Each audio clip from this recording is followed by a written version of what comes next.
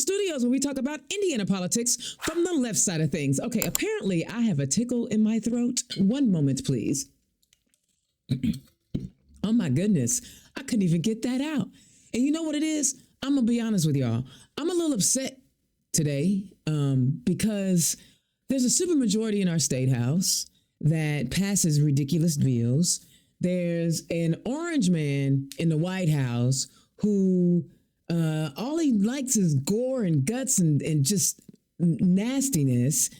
And we have people upset that Black folks don't want to be called monkeys.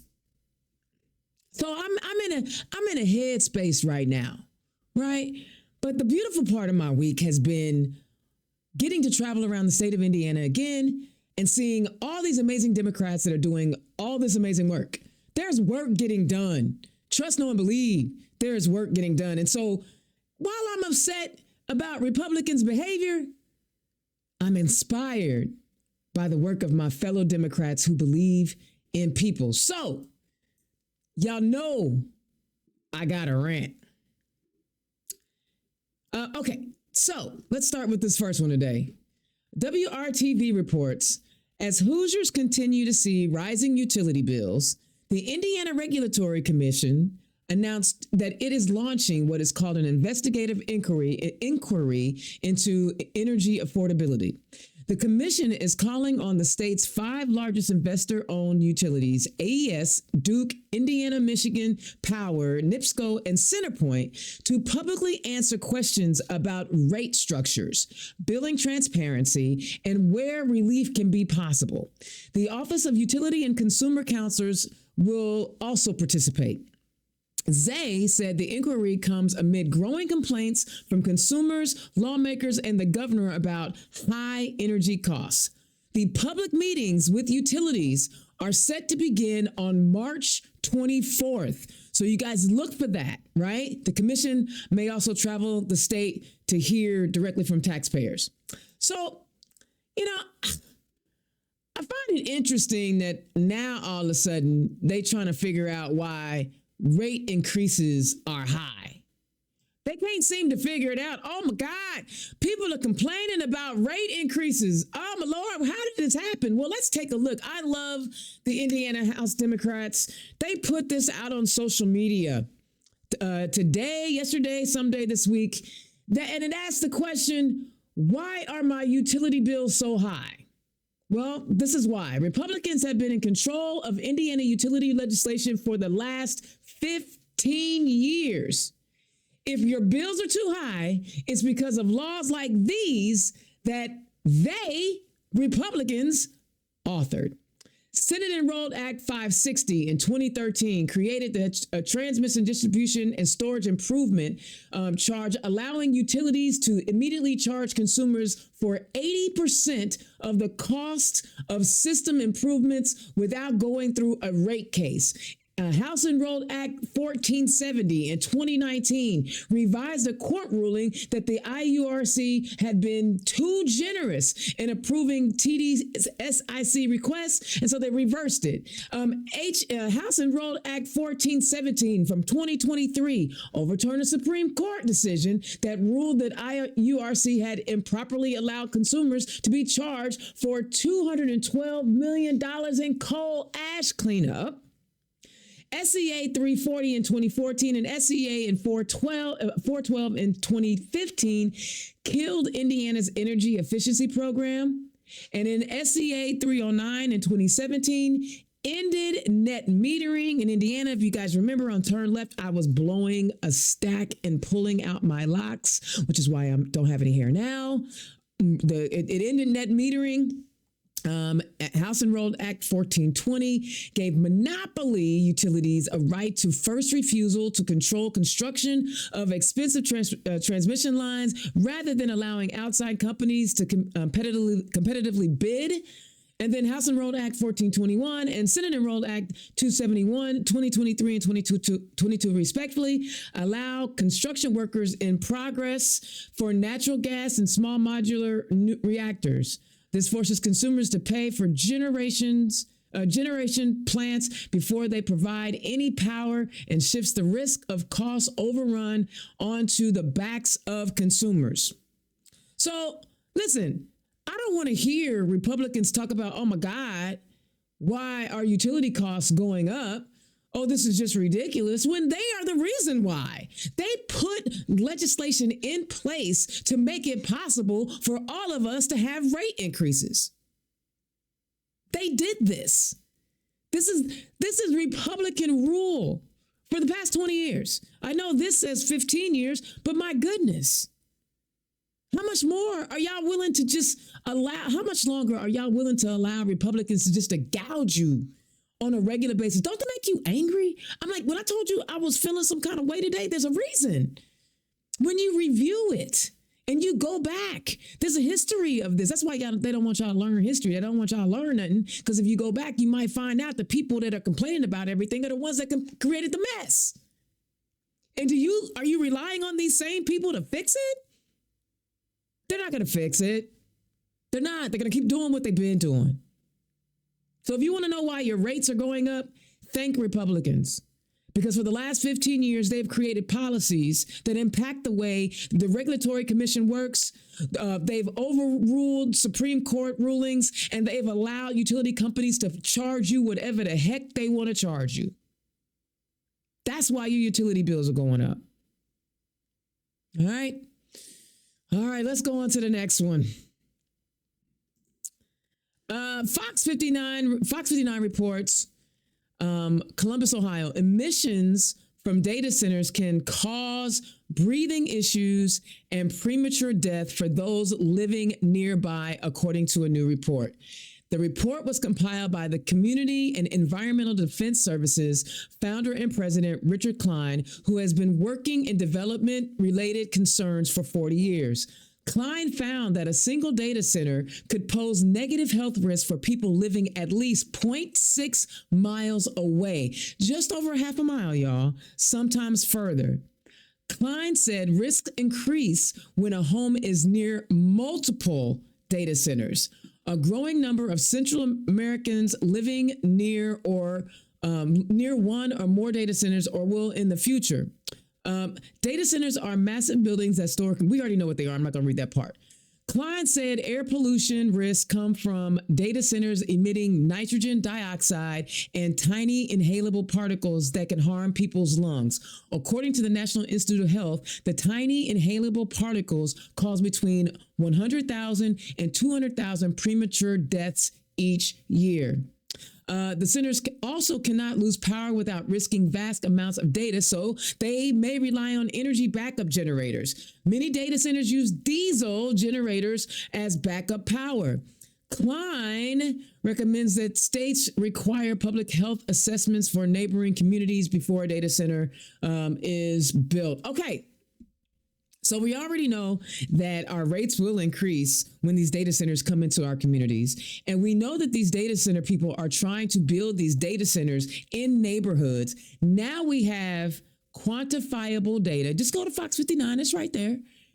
Quantifiable data that says that these data centers can cause harm, health risks to your body, your lungs, and can cause premature deaths.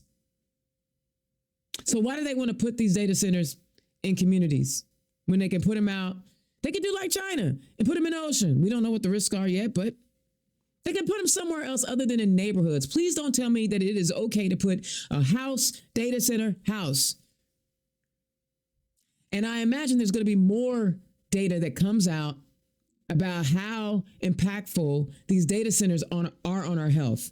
We already know there's an environmental problem. So now we have data to say that there are health risks to these data centers. Gosh, there's so much out here, y'all. The Washington Post reports pro-Trump activists who say they are in coordination with the White House are circulating a 17-page draft executive order that claims China interfered in the 2020 elections as a basis to declare a national emergency that would unlock extraordinary presidential power over voting. The emergency would empower the president to ban mail-in ballots and voting machines as the vectors of foreign interference. The idea of claiming emergency executive power based on allegations of foreign interference attaches new significance to the administration's actions to reinvestigate the 2020 election. Trump has never accepted defeat while never finding evidence of widespread fraud. Director of National Intelligence Tulsi Gabbard is leading a review of election security. We know that they raided Fulton County. A White House official said that the staff is regularly in communication with a variety of outside advocates who want to share their policy ideas with the president. I have searched the depths of legal arguments not yet articulated or vetted on this subject and will be presenting an irrefutable one in the very near future, Trump said on social media on February 13th. I will be presenting them shortly, which, by the way, when he says shortly means never. An early version of the proposed draft obtained by the Washington Post cites a 2018 executive order that declared an emergency to impose sanctions on foreign entities, blah, blah, blah. You guys can read this. I'm going to drop this in the chat. I want y'all to understand there are people out there that are going to do anything they can to disenfranchise us during this 2026 election because we know that Republicans are not passing good policy. And this is why they are trying to go after our voting rights and our franchise. So make sure that you, always check your voter registration. And if you haven't registered to vote, you have until April to do so, because once early voting starts, you cannot register to vote here in Indiana. If you are a convicted felon, but you have served your time, yes, you can vote. Yes, you can vote. Go register to vote. Diego Morales has sent all of our voter registration stuff over to this orange menace to disenfranchise you. Do not play, understand the rules of the game, and get registered to vote. And we need to show up in masses, not just in the general, but also in the primary. All right, guys, I'm telling you, there's madness going on here. Madness. Hundreds of Indiana's township governments will eventually be dissolved under legislation that received final approval from the Indiana Senate. This is the Indy Star reporting, sending it to Mike Braun's desk. Senate Bill 270, approved 34-15, could result in about a third of the state's nearly 1,000 townships consolidating with other units of government, whether that's another township or city or county. Townships are primarily responsible for poor relief, along with rural cemetery care and noxious weed removal though several operate fire departments and parks. The legislation will eventually result in the state assigning a point system to townships based on objective criteria and will require those to score worse on the point system to merge with other townships or local units of government. Affected townships will have until 2029 to merge with other units of government. So Senator Jean Glick, who is not a bad Republican, but voted for Trump nonetheless, so there's that. She says, we're not talking about closing townships that are effective and are doing the job. Well, who gets to determine that? Who gets to determine that? This point system? You know, anytime anything is left up to Republicans, I guarantee you it's a bad idea. It's a bad idea, right? And let's talk about the fact that the townships are the ones that take care of poor relief, right? They're the ones that are right there when people are struggling. They're the ones that make sure that the folks are struggling get the help that they need. Well, check this out.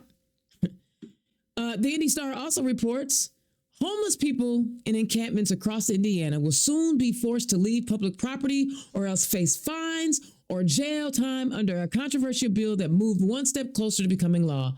The Indiana House of Representatives on February 24th passed Senate Bill 285, which would make living on public land and a misdemeanor punishable by up to 60 days in jail or a maximum of $500 fine, with a close 53 to 44 vote after nearly an hour debate. Critics ranging from social services providers to law enforcement officials say the policy will burden the state's criminal justice system with a problem it can't solve and create more obstacles to housing for more than 1,500 Hoosiers who live unsheltered. The Republican-backed bill would force homeless people found living on public property who don't qualify for emergency medical services to relocate within 48 hours of a police warning. The proposal allows local governments to provide housing or shelter instead of ticketing or arresting people, but campers still must leave the site within 2 days. You know, I have some thoughts on this, but, you know, there's one person that could probably say it a whole lot better than me. And I want to make sure that I am getting her opinion on this, because Representative Renee Pack gave an amazing testimony, and I'm not even going to mess it up. I'm just going to let her tell her story. I'm going to share something because the hour is getting late. I'll be brief. And I think I might have said this before. When I ETS from the United States Army after serving proudly for 5.5 years, 1 year out, I was displaced. I was homeless. Had 2 children at that time, and we lived wherever we could go. It's a desperate time. And I want you all to think about those people, mothers or fathers out there that have children. What happens to them? I would have been arrested if this was in effect back then. It could have changed the course of my life. I might not even be here in this room right now if I had been arrested. And my children possibly in foster care. We're creating problem on top of problem on top of problem for these individuals. And we do it here in our nice, cozy, warm chamber. But we talk about the folks out there in the cold streets and want to punish them because of their situation. Enough is enough. One afternoon, I was in that park, and a Speedway police officer, we were at Meadowwood Park, my kids were in the back seat. I was sitting up front, I heard a tap at the window. And it was a Speedway police officer. I'm like, oh gosh, because I was scared what's going to happen now when he finds out we don't really have a place to go. Well, he asked me about what was going on, and I shared it. I told him everything in hopes that he could help. And he did. He told me to follow him to the Speedway Police Department, got my kids out, put them in a nice break room, and fed them. And gave them soda and ice cream. He invested time in me. Let's invest time in our friends that are in the streets. Let's invest time, and let's invest resources. It's a little Then bit he more. called over to the trustee's office, this police officer, and said, someone's coming over there today that needs help. He gave me a resource, not a ride downtown to jail. I got 4 nights in a hotel, and that gave me enough time to regroup, to make sure my kids were clean and were in the air conditioning. My daughter was old enough to babysit her little brother, and I would go out looking for jobs during the day because they were housed. They had somewhere to be and be safe. That gave me time to get out there and make sure I could find a second job. Because I was working one job, but that wasn't enough. Back then, it was $5.50 an hour. That wasn't enough to live on. But he invested in the human. And it's time we start doing that in this chamber and stop punishing people for their situations. Man, listen. When I heard it, when I was listening to it live, I was in tears because I didn't know her story. And she'd already been serving in our state house admirably. I already knew she had served our country. And then to hear what she went through just brought tears to my eyes. But it just speaks in the way she eloquently said what she needed to say. You know, every 5 minutes, they introduced a bill this year, Republicans did. They introduced a bill that would mandate schools posting the 10 Commandments. They introduced a bill that would mandate people who are agnostic, Jewish, Muslim, or whatever to have to see the 10 Commandments every day because they're such mighty and wonderful Christians. They wrote a bill mandating that every young person, when they come to school, would have to read the 10 Commandments and see it hanging on the wall because this is who we are. We're Christians. These same people said that somebody who is homeless, and they probably homeless because they ain't got enough money, should be charged $500 for being homeless, have up to 60 days in jail, and have a Class C misdemeanor on their have a criminal record for the rest of their life. Because this is what these Christians who are demanding that 10 Commandments be hung in every public school believe should happen to the least of these. That bill is atrocious.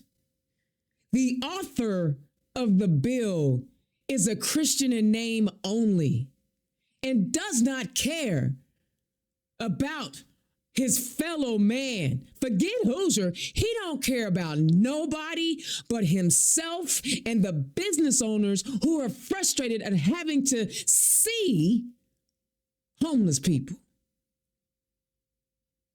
Think about that when you are planning when you're going to go vote.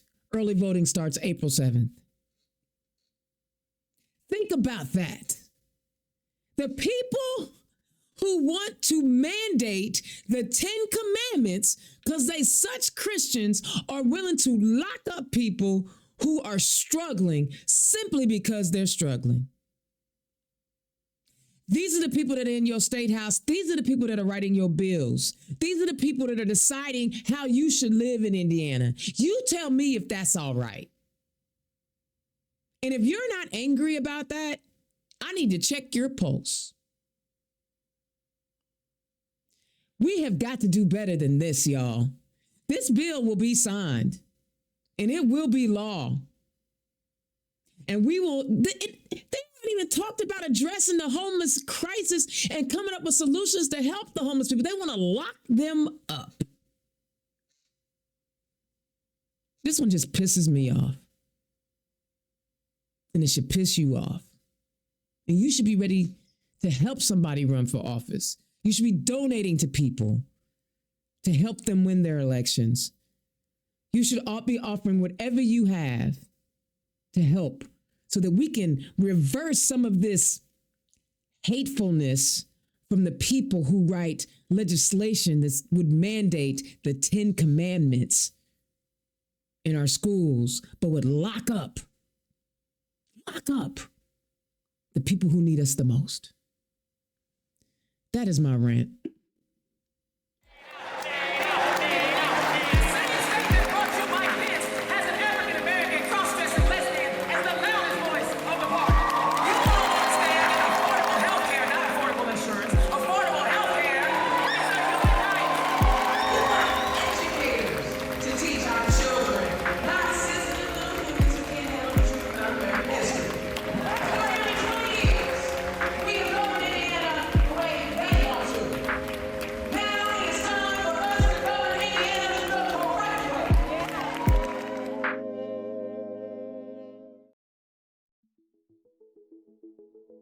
Democrats, are you looking for an affordable digital content creation solution?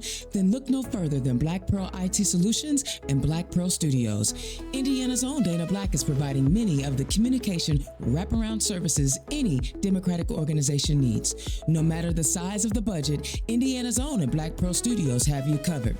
Just scan the QR code or visit www.blackpearl-its.com.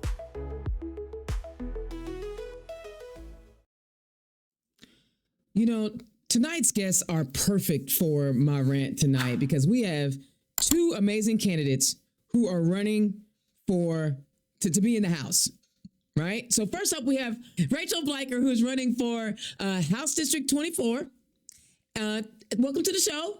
And we got Anthony Bolen, who's running in House District 63. So I do want to dive into those topics. But before we do that, Racheal, tell the people who you are and where you come from. Yeah, awesome.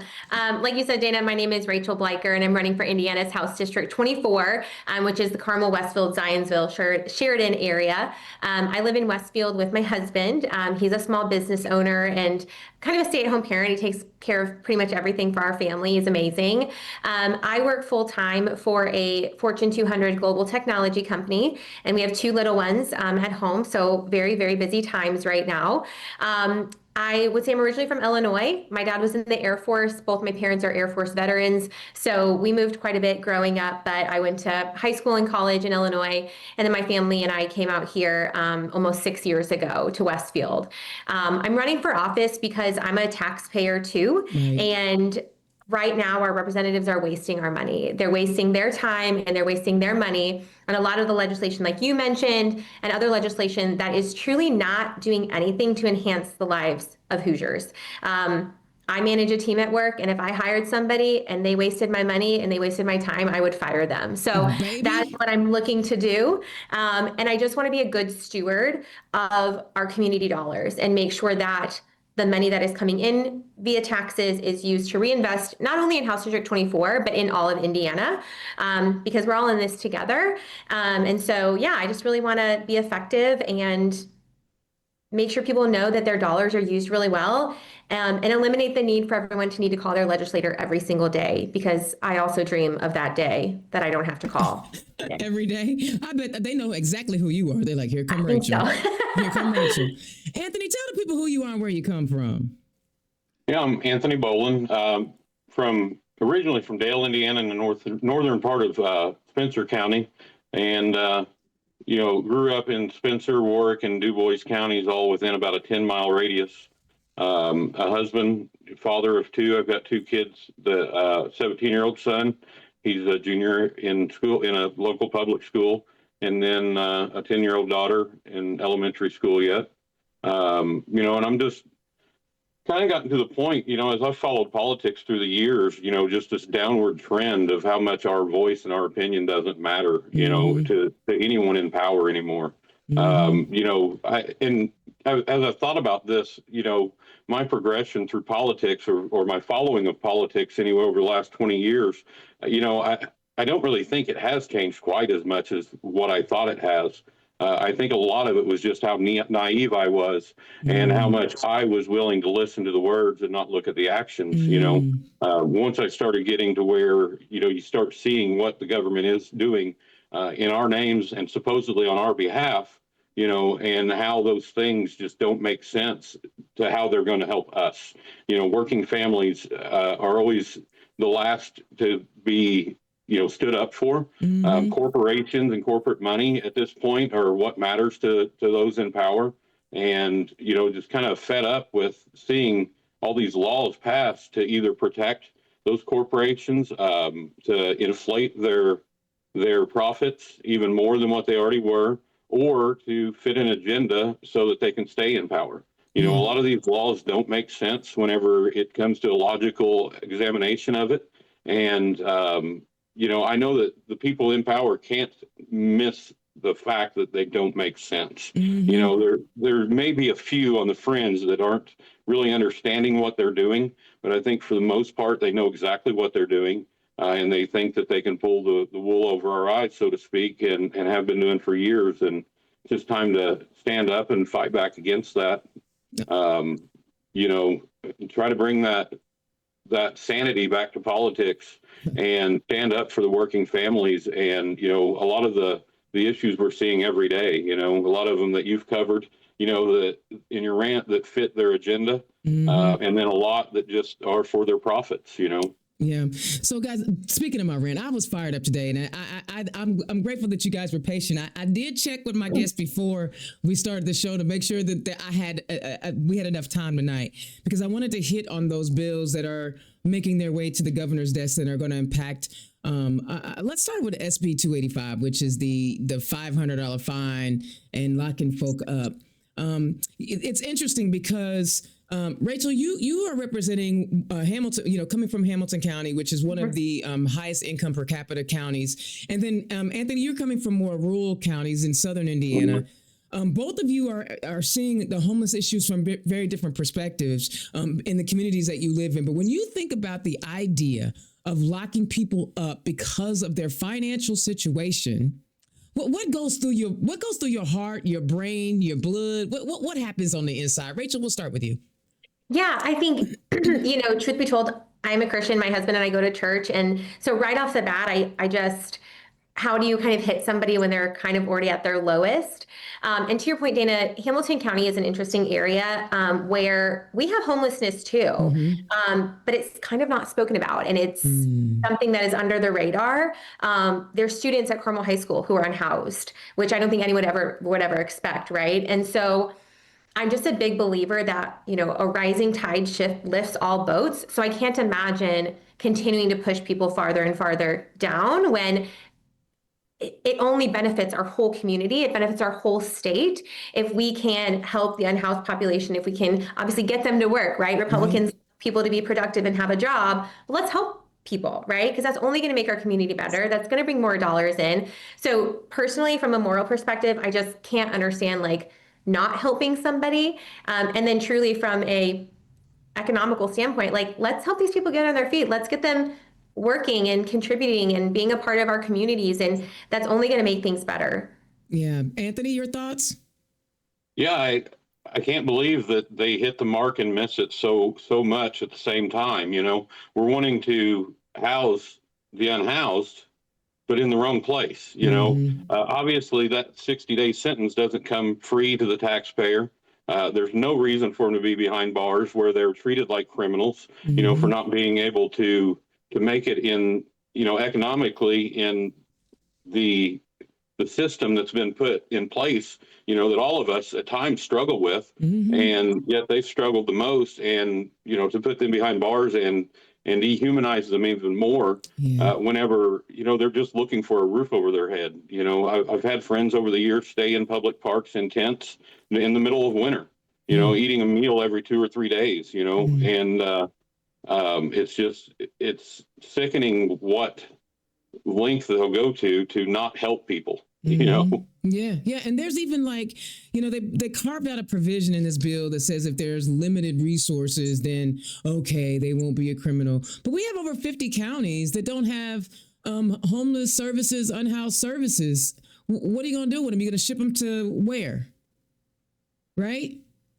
You guys can jump in. Yeah, jump in, y'all. In our area, being a more rural area, they're talking about the getting rid of the townships, and that's where a lot of those local services are where people can find that assistance. A lot of that assistance comes to people, when they're on the verge of losing their home, with utility payments or medical bills and things like that. But, to do away with a resource for them and then even further, it's again, a lot of my thinking on things is, it has to make sense. And I can't even make sense of such a thing. Yeah. I mean, yeah, he's right. Ending the townships that are the first line of defense for many of these places, Racheal, another thing is, the $500 fine, where are they going to get the money from? 100%. And I think something too that people forget is, and I feel like the elected officials we have in the state house today are so disconnected from our communities. We are all so much closer to being unhoused than we are to being a millionaire billionaire, right? With medical bills, cost of living, utilities, the job market is crazy. So that could be any one of us in a month or in 2 months, right? Or 6 months, however much it might be. And so I just also think that concept of we're not in a place to say that this doesn't happen or it happens rarely. And then what are we doing to help these people? We're just going to keep to Anthony's point, putting him in jail, which costs the taxpayer dollars, and then asking someone who has no money to pay money, like. And does this show up on your common credit sense report? yeah, from a common sense perspective, like talk to me like I'm 5. How does it doesn't make sense? And I think it just speaks to the values of the supermajority, right? It's, I mean, you can say what you want, and I obviously am not, dumping on Christians. I'm not. That's not what I was doing. But I was highlighting, the Jesus that I learned about, was hanging out with the poor. And making sure that they had what they needed. The Jesus I learned about, would have never thought it was okay to create an indigent prison. And so I want people to be very clear. I'm not dumping on Christians. I just have a problem with people who call themselves Christians and then don't act Christ-like when it comes to their neighbor. Another bill that I talked about, or another story I talked about in my rant was, which is a very hot topic in Indiana, and that's the data centers.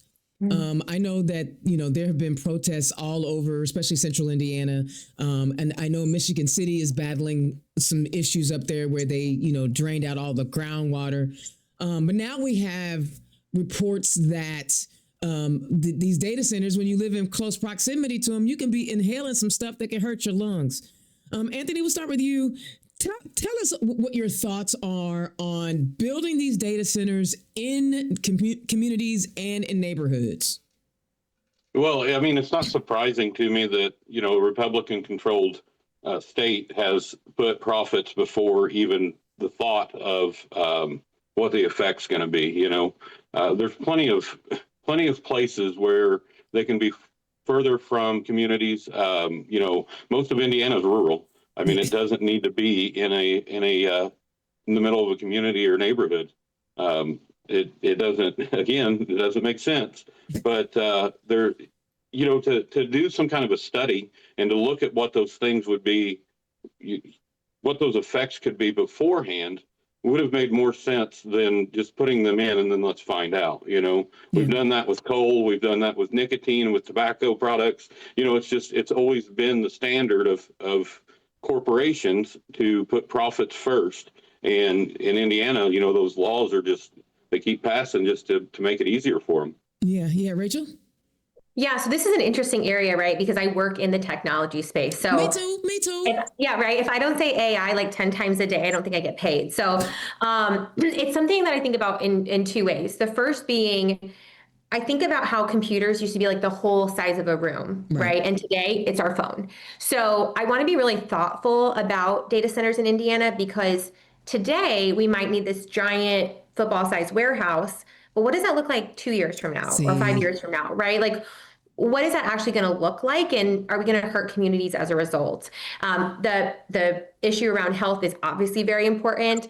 And then having 2 small kids, my daughters are 2 and 4, I'm very cognizant of the world of social media and their access to phones and stuff like that. And the other concern in regards to data centers is I don't want to take up space that encourages kids to get outside. So in balancing technology, we also need to make sure that there's spaces that kids want to enjoy so that they don't continue to live within their phones and social media. But if we build data centers or we build things on every blade of grass that we have, what are these kids' choices? Right. So I want to be very cognizant of where and how, and I want to be thoughtful about the process for the size purposes, to be respectful of our rural heritage and not impede on farmland, and then make sure that we're still giving our communities and our kids especially opportunities to want to step away from their phones. That's really. And see, I'm like you, I'm a tech person. Like, my whole world is, the fact that I can put this show on from my condo, right? I can own my own studios because of my knowledge in technology. So I am not anti-tech whatsoever. For sure. But you mentioned something about, will we need these large data centers? One of the things that they've been talking about in the industry is they don't know. They believe that this whole data center building thing could all bust up like the .com industry did. Remember when the .com came out? And, it could bust up. And so then we would be stuck with these massive buildings that are of no value that sucked up a bunch of water, Indiana's already, they already say, like, if you have asthma, move out of Indiana. They already know our air quality is bad, our water quality is bad. And now they're going to just dump these data centers on top of it. I am not anti-tech, but I am definitely anti-harming my communities, right? Totally. Right. And I'm glad you said that. That's a great perspective. And then the idea of children having a place to live. Guys, there are so many things that are coming out of that state house that are problematic and will have long-term impacts. There was a reason you decided to run for office.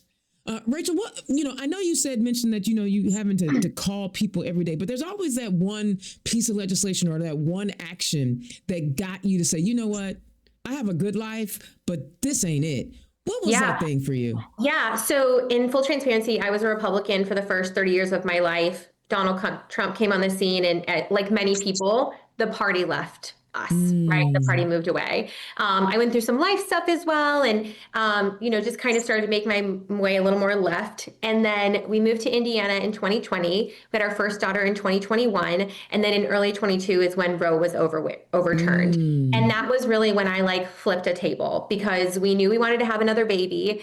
And I thought, can I have a baby in Indiana? Am I going to be safe here? Is my doctor going to help me? Is my 1-year-old going to be without a mom if something bad happens to me? And so, thankfully we have family just over the Illinois border towards Chicago.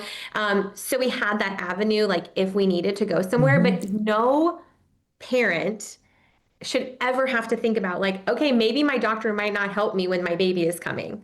That is when I really flipped a table, and I got very heavily involved with the Westville Democrats Club here locally, just to get our presence out there. And then, 2024, this election cycle came around. I worked on a couple campaigns, and I'm a doer. I'm a problem solver, and I saw that there's a problem with who's in the state house for our district right now, and I think I can do a better job.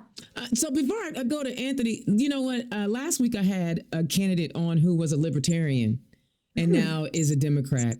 And I thank you for the full disclosure, because one of the things that we have to understand as Democrats is that we are a Big Tent, and we are not, and typically we're not single issue voters. Totally. And when you see that the values that you represent are no longer where you were, you don't just stay there. Correct. You don't just stay there. And I think I am okay. I'm one of those people that come on, let's go to work, because you might have ideas and ways for us to be able to fix this madness, because it's crazy. So welcome to the party. Welcome to the party. It's been much better on this side. Yeah, because as women, you are actually a woman, and you can just, we believe in you being able to do what you want with your body. Believe that. Anthony, what was that one thing that said, I'm running for office?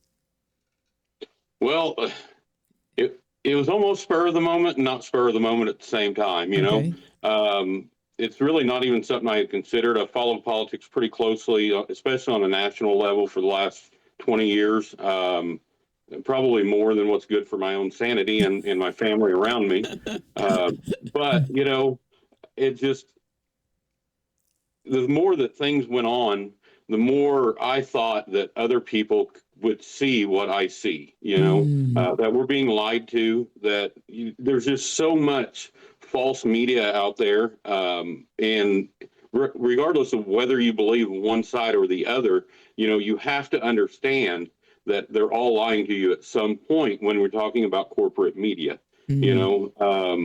It's just, for me, if there's corporate in it, then there has to be a money reason for that. They're not doing anything to not make money.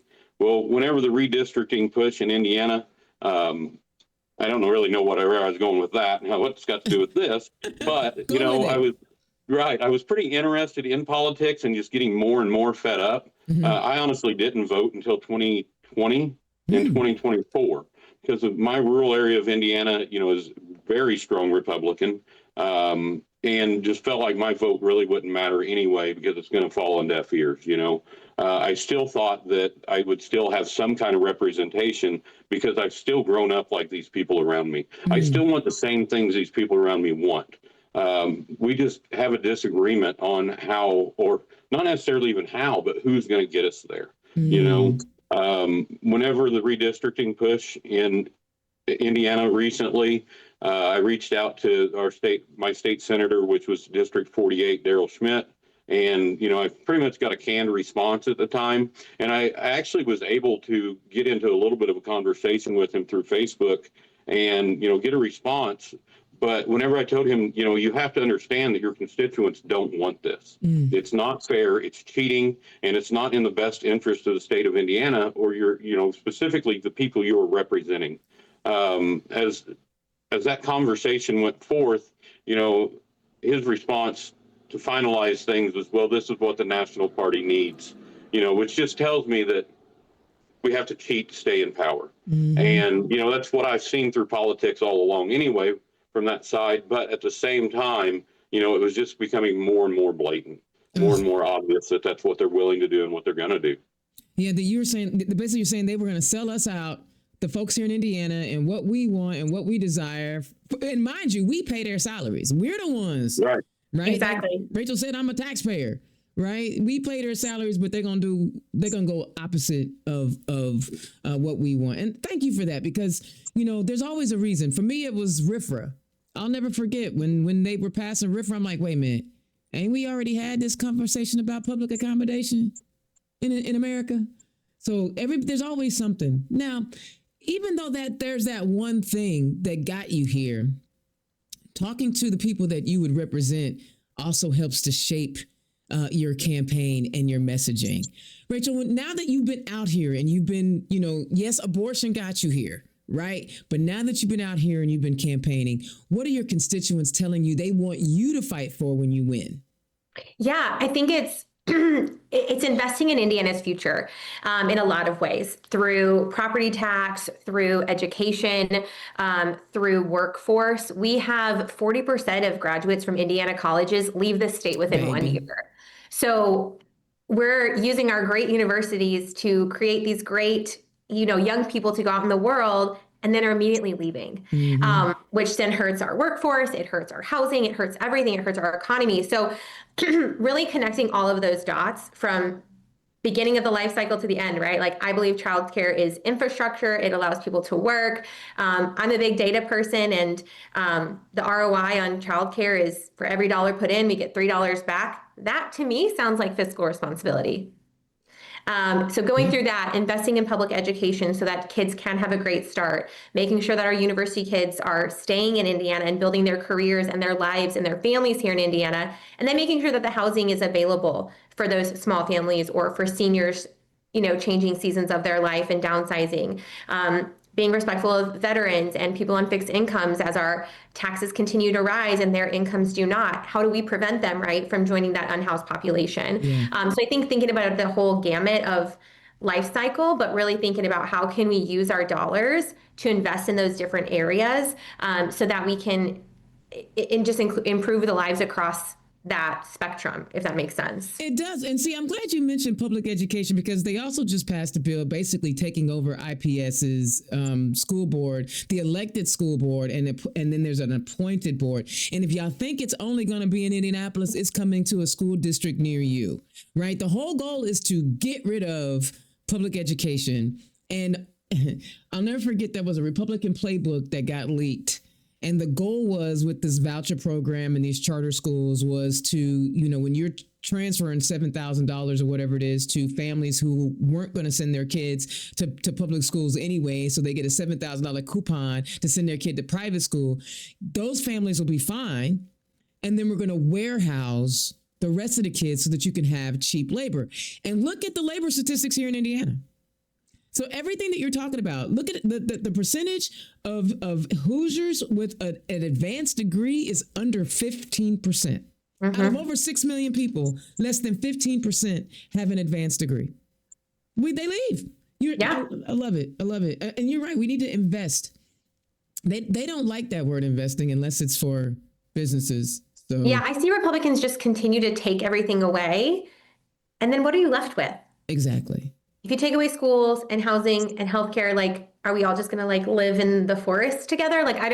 That's why I'm confused on the mindset there. Right. Because we don't know what is your end goal? Are you wanting to be Marie Antoinette? Is that what you really want? Because eventually, what is it? Maslow's law, whatever it is, people are going to find a way to take care of their families. They're going to find a way to make sure their kid has opportunity. And if I don't understand. I don't. And do you not think? Do you live in a bubble and those pollutants aren't going to impact you?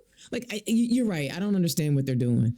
I don't understand. So Anthony, you started out. I think actually you started off the right way. You were like, wait a minute, we got all these issues and y'all don't see what I see. But now that you're out here talking to people, what are some of the things the folks are telling you down in 63?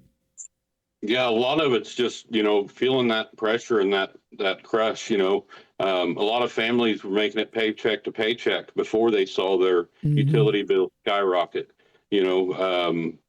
before, they're trying to push through all these laws and, the mid-states corridor being something going on down here. Well, time out real quick. Explain to us the mid-state corridor, because I saw the signs when I was visiting with you guys last night. So they've been studying this for a while. They've been working, more recently, they've got a group together, the regional development or something along those lines, the RDA, to try to connect US 231 to I-69. So I'm not as well versed as some of the guys whenever it comes to this. I just know it doesn't make much sense at all. They are right now, I believe it's somewhere in the 20 to 30 mile range, but they're proposing that it's going to cost over $1 billion to do that. It's going to cost more per mile than Interstate 69 did whenever they extended it from I-64 up to Bloomington. It's going to cost more per mile. There's not going to be overpasses or underpasses for, it's not interstate grade. There's no off ramps and on ramps, but it's still going to cost more. A lot of the industry in this area is pushing for that to go through, as they want faster trucking routes for their trucks, right? And so it's kind of been to the point of, I think the latest figure from Indiana Department of Transportation, or from the study anyway, into this was it was going to save 1 to 3 minutes. Basically was what it was going to save, right? So it's a ridiculous amount of money that's going to be spent on a ridiculously, not help anybody really. The return on investment Racheal just talked about. Right. There's none, or minimal, but yeah, so that is going to cut through a lot of people's homes, a lot of their properties, but also it's going to be a limited access highway. So anywhere where there is access, that's going to be even more, because, we're a more rural area, but then where they're pushing this through is a little bit more populated in Jasper and Huntingburg. And, in the rural areas around here, we do have J-turns currently on limited access highways, which brought down the number of accidents and fatalities considerably on those divided 4-lane highways. But at the same time, whenever you start bunching all these people up into one area, into a more urban area, and putting those J-turns in, it's going to cause more accidents and more fatalities, and it's just going to be way worse for the area even than what we currently have, which they're trying to improve on. Yeah, but I'm glad you guys are talking about it then, because if it's going to take land away, it doesn't really offer a real benefit. Not much, no. Maybe we should have those corporations pay for some elevated or some high speed rail. Maybe we should do that. Because there's plenty of train tracks everywhere.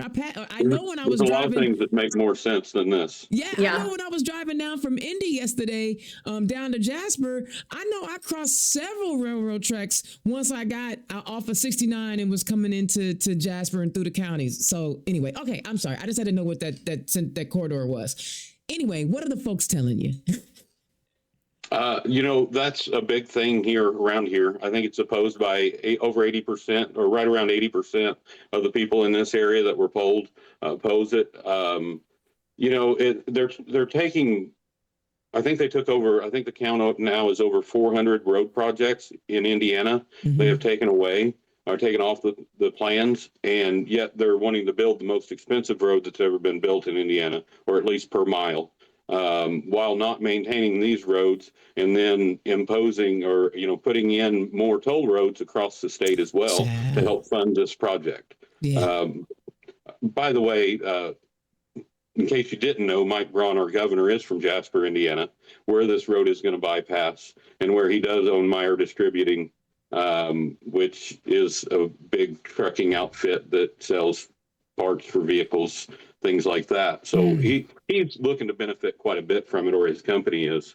Woo, self-interest. I'm glad you mentioned that, because in the trustee article, they referenced conflicts of interest with some of the trustees. Y'all think maybe this might be a huge conflict of interest with the governor having his business where, oh God, this is a hot mess. So do y'all see why my rant was so hot and heated? Totally fair. Oh my God, this is why I'll never get elected. Because I don't know how to diplomatically say how stupid they are. I just can't do it. All right, what else they telling you down there, Anthony? I'm sorry, I keep cutting you off because you got some good stuff. A whole lot of it's just that crushing weight that's on the working families. People that were living paycheck to paycheck already. And then utilities have risen quite considerably. Medical costs. While hospitals are shutting down in certain rural areas. So it's longer time to get care. It's really putting that weight on those families. As of now, if you do have medical expenses, you go to the hospital and have to have a surgery, they don't have to take a payment plan more than a year. Yeah. So if you owe $10,000, then it's going to be 1/12 of that per month for the next year. And then whenever you can't pay, or make those payments, then they're going to take you to collections, and they're going to garnish up to 20. Well, I say up to. Anytime you say up to a corporation, it means at 25% of your income. It's just a common thing.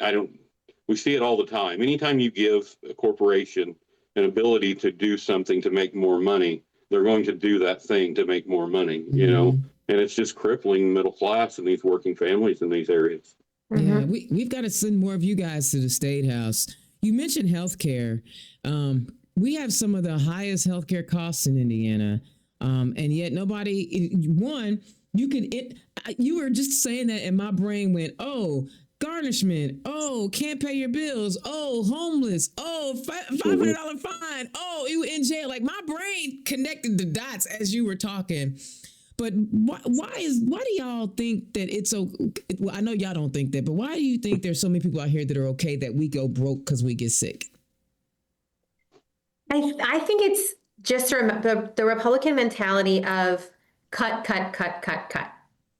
And I think people need to remember that sometimes a low cost of living is a low quality of living. So I'm not saying we are not going to be California, we are not going to be New York, right? But if we can have moderate taxes where you see those dollars come back, and you have good healthcare in your area, and you have good childcare options and school options, and you have good opportunities for work, I do think people are willing to pay those dollars to have those amenities and those, not even amenities, right? They're like basic things that we should have in our communities.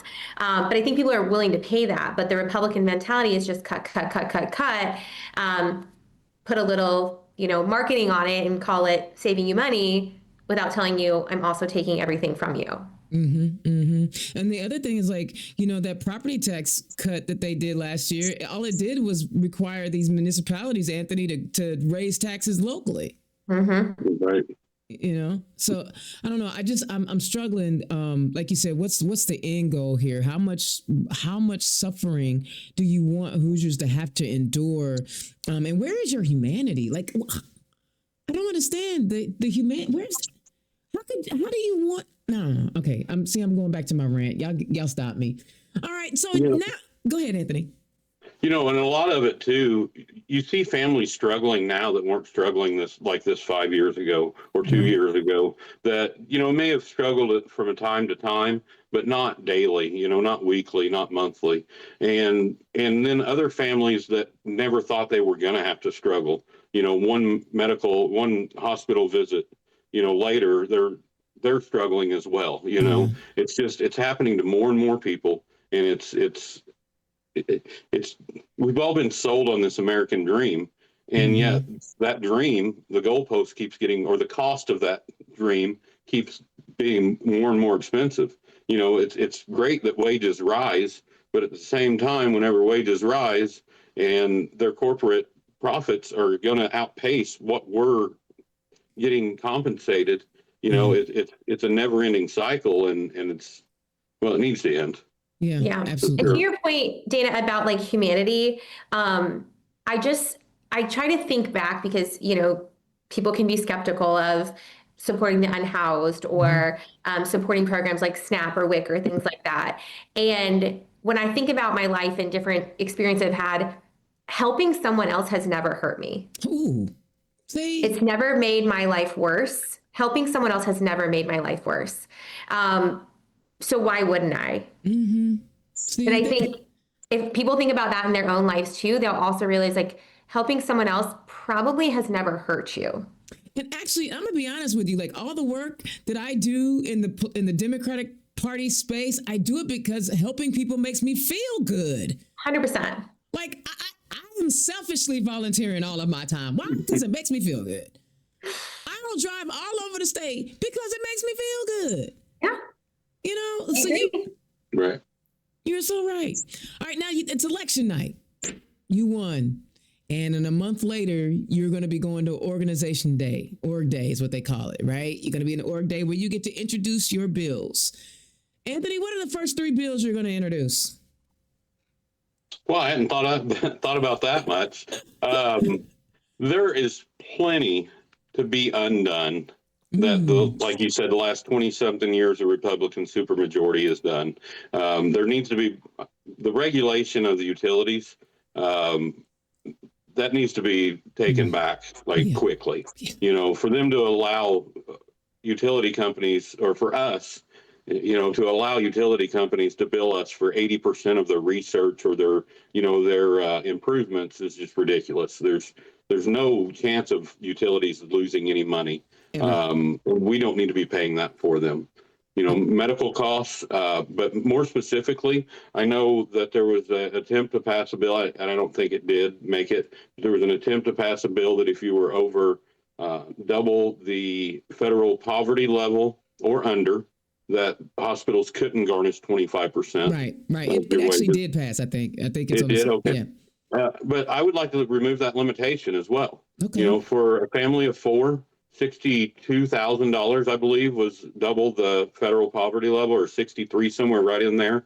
I think that, you know, there's a lot of families out there that are trying to make it through, that a 25% wage garnishment would just destroy. Yeah. You know, yeah. So a lot of that needs to change. I like that. I like your and I like your honesty, right? You didn't just try to see again. You a common sense kind of fella. Listen, I haven't gotten that far, but yo, here's some things we need to be thinking about. So thank you for your honesty. All right, Racheal. So he set the bar high. I know. Right? What are you thinking about when you win and you get to introduce some legislation? Yeah. I mean this in the most honest way possible. I can't wait to get myself on my hands on the budget.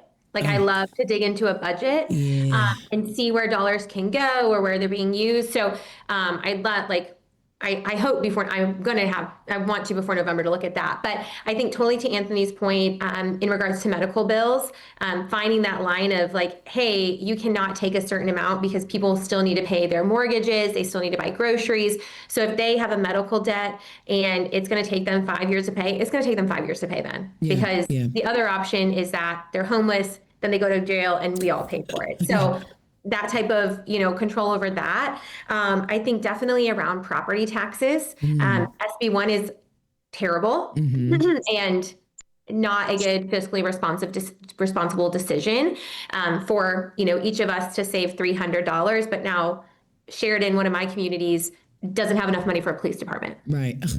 Crazy. That is not making any sense to me. So I would love to revisit that and look at opportunities to give, like I said, veterans or people on fixed incomes, kind of that tax free so that they can stay in their homes as well, or downsize if they want to. I think that's an issue that we have in Indiana right now is those family homes are not available because people who are ready to downsize can't, because it's too expensive to do that.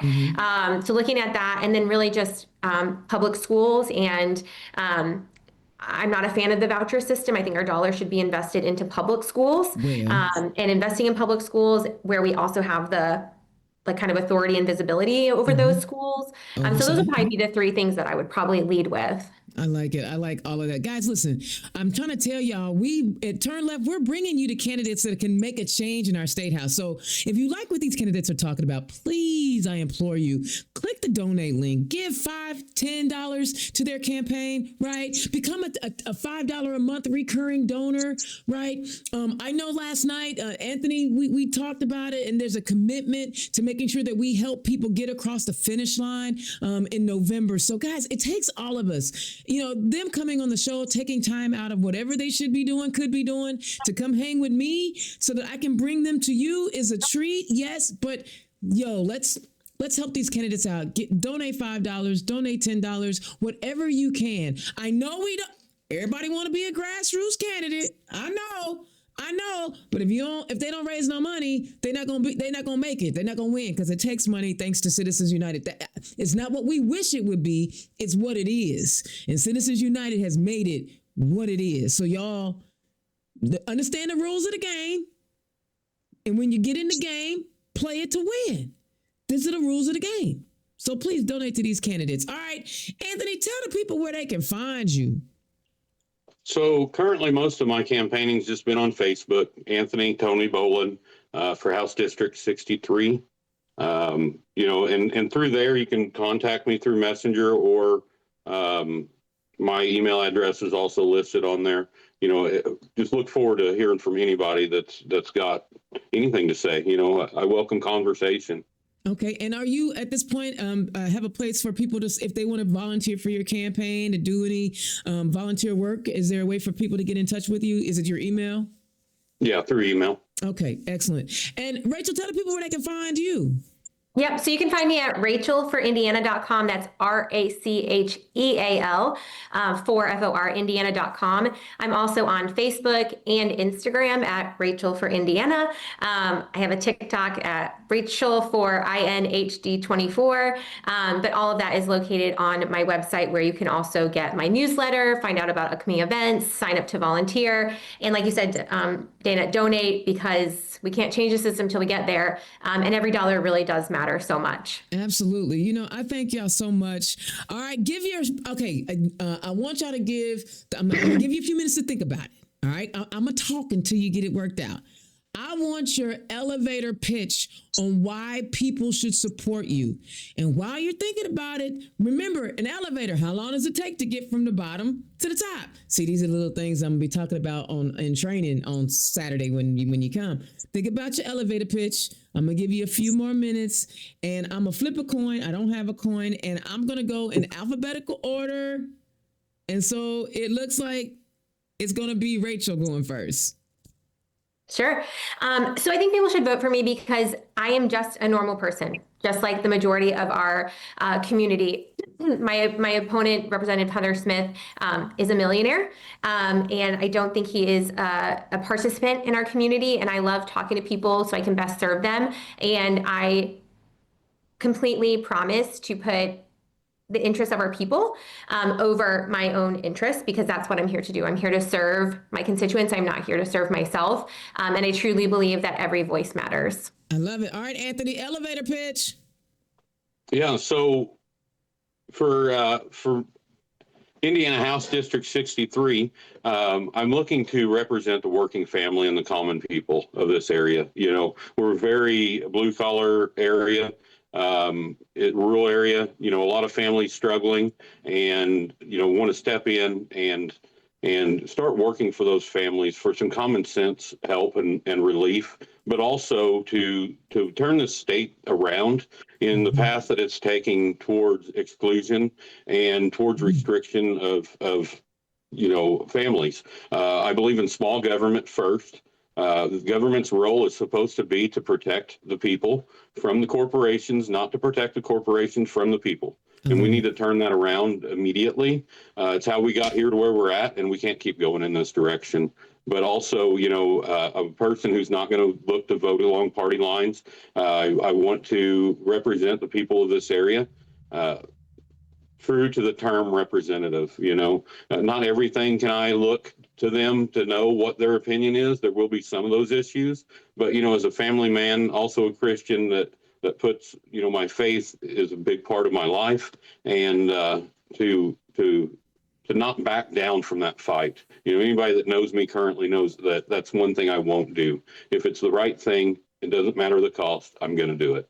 I love it. You guys were amazing guests. And thank you both for leaning into your faith, because I get sick and tired of the other side trying to claim faith and belief. Like, they try to claim they're the only patriots, but they didn't know Bad Bunny was an American. Like, how you going? You should at least know your history. So thank you so much for joining me. Thank you for enduring my longer than usual rant, which was full of emotion. But I believe you guys were the perfect people for the rant today and the show, especially when we come to the end of the General Assembly session. All right. Thank you so much. All right, guys, listen. It's still Black History Month. I'm still wearing my Black History gear. And, I'm really sick and tired of people like pretending like America ain't always been America. It's always been America. When you see, folks being drugged out of their homes half butt naked, that ain't nothing new. And when you seeing people getting shot in the street, it ain't nothing new. It's nothing new. It's just now happening to people that you see as equal to you. And therefore, you are now at a point where you're like, oh, this could happen to me. Well, it could have happened to you anyway. But it sure would have been nice that if some of y'all had gave a daggone about the people that it happened to before, maybe we could have ended this by now. We could have been done with this. If you would just listen to what we were telling you, we could have been done with this right now. But it is Black History. And I'm going to talk about Freedom Summer in Arkansas. Arkansas Freedom Summer of 1965. The last couple of weeks I talked about a person, but I'm going to talk about an event. The Arkansas Freedom Summer, also known as the Arkansas Summer Project, was a pivotal event in the civil rights movement in Arkansas during the summer of 1965. It occurred 1 year after the most famous Freedom Summer in Mississippi. Michael Simmons, a Temple University student at the time, visited the Southern Nonviolent Coordinating Committee, SNCC, headquarters in Atlanta, Georgia. Inspired by the Mississippi Freedom Summer the year before, Simmons initially intended to work in Mississippi. However, civil rights activist Jimmy Travis informed him that the Mississippi Project was in flux. Travis encouraged Simmons to work instead in Arkansas, which he claimed had an organized leadership with a more focused and disciplined project. Simmons heeded Travis's advice and became a part of the Arkansas Freedom Summer Project. This initiative invited 50 volunteers who traveled to Arkansas during the summer of '65 with the primary focus on voter registration. At the time, the Arkansas state legislature had just passed a new voter registration law that abolished the poll tax in state and local elections. SNCC saw this as an opportunity to expand the number of African Americans on the voting rolls in Arkansas. The plan was for the summer volunteers to facilitate the expansion of the Arkansas Project into 31 counties and towns such as Forest City, Marianna, and Blytheville. The project also encompassed the establishment of freedom schools, community centers, and cultural programs. When Simmons arrived in Arkansas, he was assigned to West Helena, where he organized voter registration and encouraged Black farmers to participate in the Agricultural Stabilization and Conservation Services elections. This was a significant step in empowering the Black community in Arkansas. The local Freedom School, a key component of the project, attracted 100 participants. Led by Myrtle Glasgow, the students studied Black history and current events. They also frequently discussed the poor quality of segregated and underfunded public education. This led to a school boycott in Marville, Arkansas, demanding integrated facilities the following school year. Over 3/4 of the student body went on strike for 6 weeks, eventually forcing the local school board to desegregate the public schools. On August 5th, 1965, the Voting Rights Act of 1965 was passed, which prohibited racial discrimination in voting. However, the struggle for equality continued in Arkansas. Gertrude Jackson in Marval, Arkansas, and Carrie Dilworth of Gold, Arkansas, continued to fight for school equality. Young people in Little Rock, Arkansas, formed the Black United Youth to fight for fair employment practices for Black people for the remainder of the decade. Arkansas's Freedom Summer Project and activities demonstrated the enduring impact of the civil rights movement on one state and the broader civil rights movement. See, you don't have to be some famous orator. You don't have to get written up in the New York Times or be on PBS or NPR to have an impact in your community. You can show up as you are. Bring whatever gifts and tools that you have to the movement and have an impact. We've been working on voter registration for a long time, right? We have been working on voter registration for a long, long time. Y'all understand the rules. Check your voter registration because they are still trying to deny access to our franchise because they know when we show up, they lose. When we show up to vote, they lose. And that's why it's so important. We heard one of our guests say for a long while, Anthony said he didn't vote because he didn't think it mattered. Now he knows it matters. And now he is showing up. Not only is he showing up, he put himself on the ballot. We can do that. Every one of us can do that. All we got to do is show up. And we can make a difference.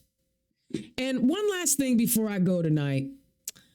We talked about the homeless community being arrested and getting a Class C misdemeanor and also getting a $500 fine and incarcerated for 60 days. Representative Blake Johnson, in his cross-examination of the author of the bill, asked if there was an age limit to the number of people who could be locked up for homelessness.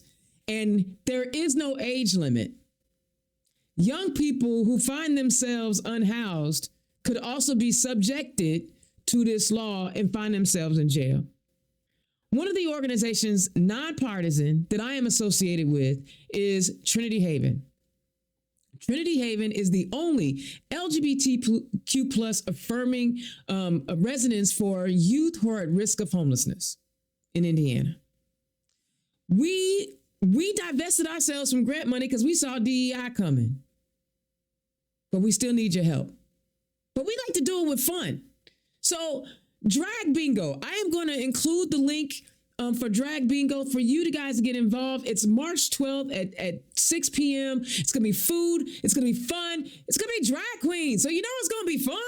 Come on. So listen. We are doing, many of us out here are doing the work to make sure that kids are not homeless. We're doing the work. So will you support Trinity Haven? Will you come out and have a good time at Drag Bingo?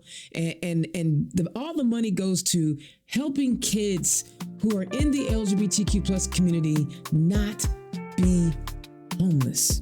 All right. Indiana's own Dana Black, turn left. I covered a lot tonight. I know I did, but it's important that we all get engaged. We all get involved because our futures depend on it. All right, until next time, I'll holler at y'all. Peace. Turn Left is the property of Black Pearl IT Solutions, executive producer, Indiana's own Dana Black.